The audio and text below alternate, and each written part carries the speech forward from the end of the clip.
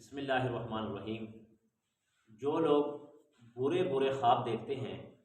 اور پریشان ہوتے ہیں، ان کے بارے میں جناب نبی کریم صلی اللہ صلی علیہ اللہ علیہ وآلہ وسلم۔ وسلم نے ایک بہترین طریقہ بتایا ہے جس سے ان کو کوئی نقصان نہیں ہوگا۔ وہ یہ ہے کہ اللہ کے نبی فرماتے ہیں کہ جب آپ رات کو کوئی برا خواب دیکھو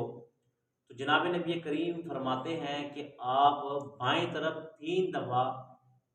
تھوک دو۔ اور تھوکنے سے مراد یہ نہیں کہ آپ کے وہاں پہ قلین ہو یا کوئی آپ وہاں پہ تھوک دو، ویسے بے شک تھو تھو کر دو، مگر 3 مرتبہ آپ اللہ کے نبی کے بتائے ہوئے طریقے پر آپ یہ عمل کریں، تھو تھو کر دو۔ اس کے بعد آپ 3 مرتبہ اعوذ باللہ من الشیطان الرجیم پڑھ لیں، یا اعوذ باللہ اعوذ بکلمات اللہ التامۃ من شر ما خلق یہ پڑھ لیں، اور اس کے بعد اپنا دایاں ہاتھ اپنے سر کے نیچے رکھ کر کعبہ رخ سو جائیں۔ اور اللہ کے نبی نے یہ بھی بتایا کہ اس برے خواب کا تذکرہ کسی کے ساتھ نہ کریں،